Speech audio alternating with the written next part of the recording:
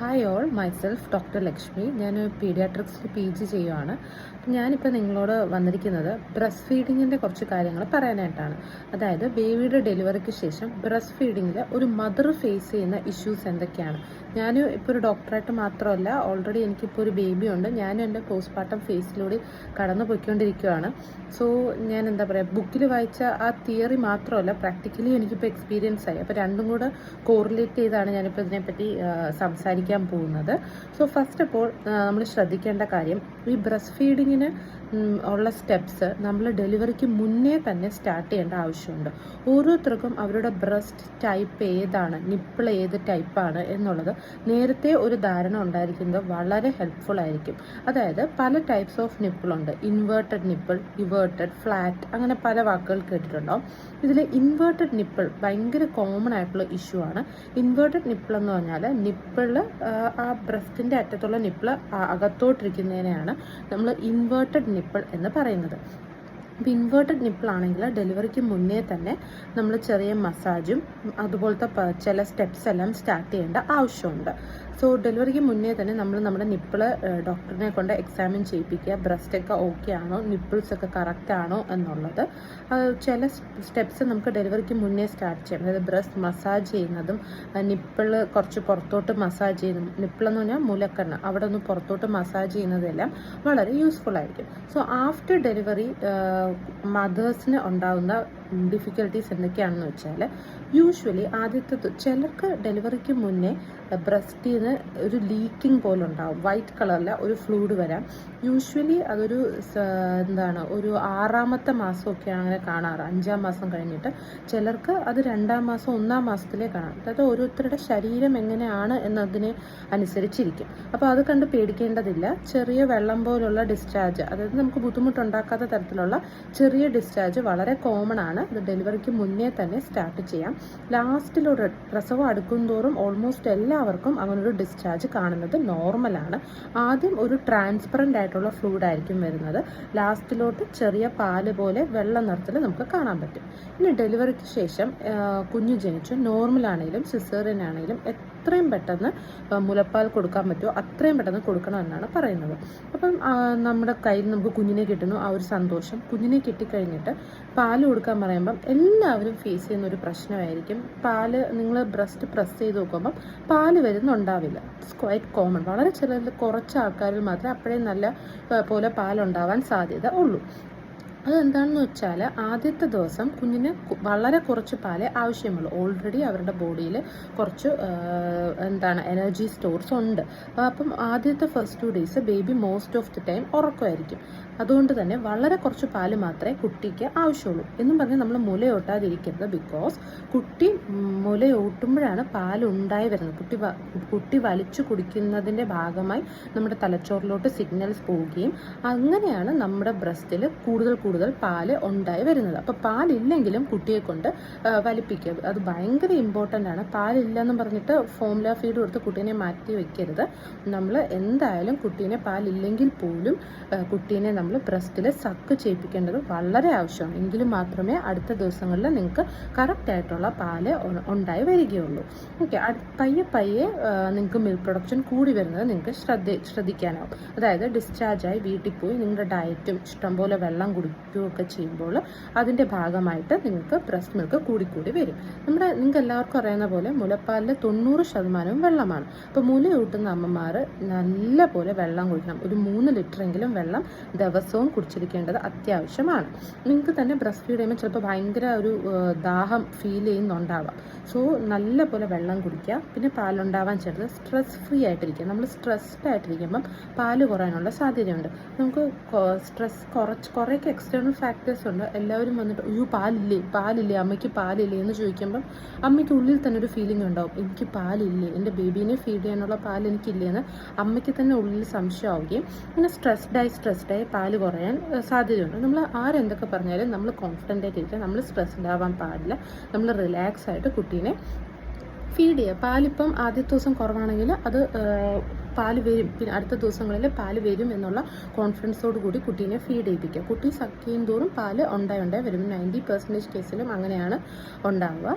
അപ്പം ഇഷ്ടം പോലെ വെള്ളം കുടിക്കുക. പിന്നെ മുലയൂട്ടുന്ന അമ്മമാർ ഇടവിട്ട് ഭക്ഷണം കഴിക്കുക.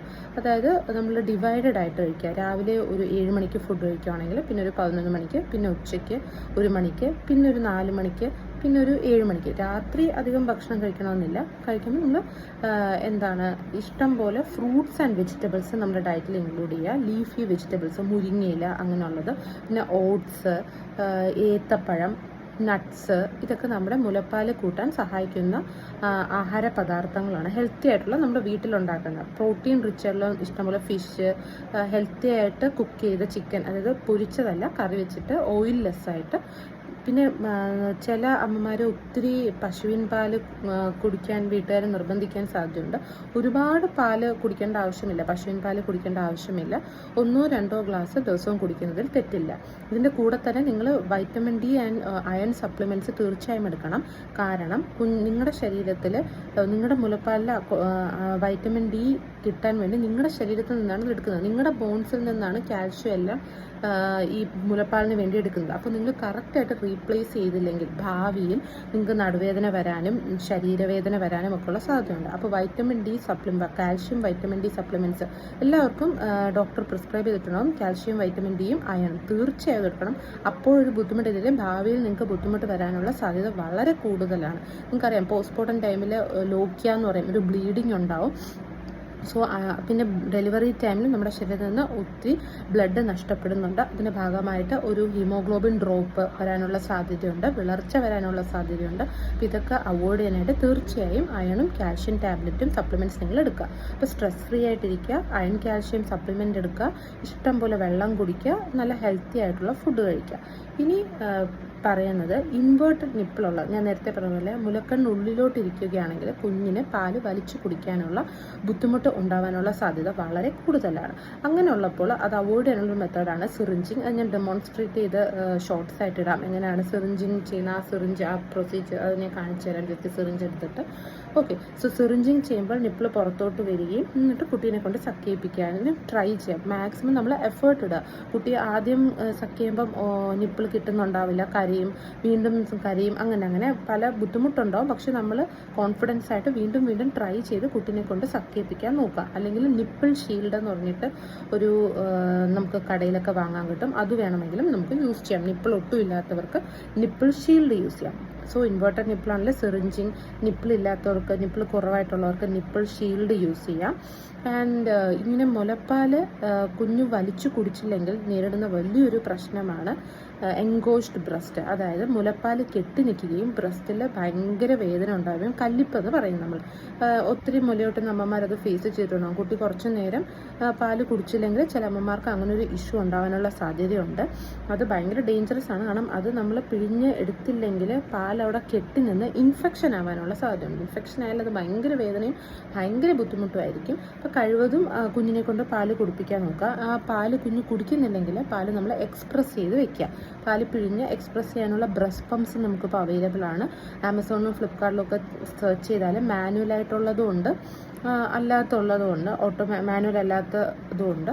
സോ ഒന്നുകിൽ പാല് എക്സ്പ്രസ് ചെയ്ത് വയ്ക്കാം. നിങ്ങൾക്ക് ബ്രസ്റ്റ് പമ്പ് വാങ്ങുന്നത് വർക്കിംഗ് ആയിട്ടുള്ള ആൾക്കാരാണെങ്കിൽ എക്സ്പ്രസ്ഡ് ബ്രസ്റ്റ് മിൽക്ക് കുഞ്ഞിന് കൊടുക്കാൻ വേണ്ടിയും നിങ്ങൾക്ക് അതിനു വേണ്ടിയും അത് ഹെൽപ്ഫുൾ ആവും. അപ്പോൾ ഒരു ബ്രസ്റ്റ് പമ്പ് വാങ്ങുക. അങ്ങനെ നമുക്ക് ആ ഇഷ്യൂ നേരിടാവുന്നതാണ്.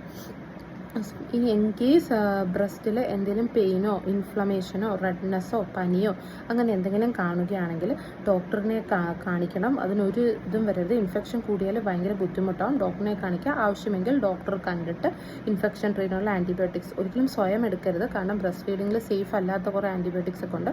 നിങ്ങൾ ഡോക്ടറിനെ കാണിച്ചതിന് ശേഷം മാത്രം, പ്രിസ്ക്രിപ്ഷൻ വാങ്ങിയതിന് ശേഷം മാത്രം വേണ്ട ട്രീറ്റ്മെൻറ്റ് നിങ്ങൾ എടുക്കുക. സോ അതാണ് വേറൊരു ഇഷ്യൂ എന്ന് പറയുന്നത്, എൻഗോഷ്ഡ് ബ്രസ്റ്റ്. ഇനി വേറൊരു ഇഷ്യൂ എന്ന് പറയുന്നത് ലാച്ചിങ്. ലാച്ചിങ് എന്ന് വെച്ചാൽ എങ്ങനെയാണ് കറക്റ്റായിട്ട് ആ നിപ്പിൾ കുട്ടീനെ കുട്ടിക്ക് കുടിക്കാൻ പറ്റാതിരിക്കുക. അതിനൊരു കറക്റ്റ് പൊസിഷനൊക്കെ ഉണ്ട്. അതിൻ്റെ എൻ്റെ ഇപ്പോൾ ഡെമോൺസ്ട്രേറ്റ് ചെയ്യാനുള്ള ഡോൾസ് ഇല്ല. നിങ്ങൾക്ക് സെർച്ച് ചെയ്താൽ തന്നെ കാണാൻ പറ്റും. അപ്പോൾ അത് കറക്റ്റായിട്ട് യൂട്യൂബിലൊക്കെ അതിൻ്റെ നല്ല വീഡിയോസ് ഉണ്ട്. സെർച്ച് ചെയ്ത് കറക്റ്റ് പൊസിഷനിൽ തന്നെ കുട്ടീനെ ഹോൾഡ് ചെയ്ത് കറക്റ്റായിട്ട് കുട്ടീനെ ഫീഡ് ചെയ്യാൻ ശ്രദ്ധിക്കുക. ഞാൻ പറ്റുവാണെങ്കിൽ ആ ഡെമോൺസ്ട്രേറ്റ് ചെയ്യുന്ന മറ്റൊരു വീഡിയോ ഇടാം. സോ ഫീഡ് ചെയ്ത് കഴിഞ്ഞതിന് ശേഷം കുട്ടീനെ ബർപ്പ് ചെയ്യാൻ ഒരിക്കലും മറക്കരുത്. ഗ്യാസ് തട്ടിക്കൊടുക്കുക. കാരണം അല്ലെങ്കിൽ കുട്ടിക്ക് ഭയങ്കര വയറുവേദന ഉണ്ടാവുകയും കോളിക്കി പെയിൻ എന്ന് പറയും. കുട്ടി അതുമൂലം ഭയങ്കരമായിട്ട് ബുദ്ധിമുട്ടുകയും നിർത്താതെ കഴിയുകയും ചെയ്യാനുള്ള സാധ്യതയുണ്ട്. അപ്പോൾ എപ്പോൾ പാൽ കൊടുത്താലും നമ്മൾ തട്ടിക്കൊടുത്തതിന് ശേഷം മാത്രമേ കുട്ടീനെ കിടത്താവൂ. ചിലപ്പോൾ നല്ലപോലെ പാൽ കുടിച്ചിട്ട് കുട്ടീനെ കിടത്തിയാൽ ആസ്പിറേഷൻ തരിപ്പിൽ കയറാനുള്ള സാധ്യത വരെയുണ്ട്. അത് ഭയങ്കര അപകടകരമായ ഒരു അവസ്ഥയാണ്. സോ ഈ കാര്യങ്ങളൊക്കെ ശ്രദ്ധിക്കാം. മറ്റൊരു വീഡിയോയിൽ കാണാം. Okay, by.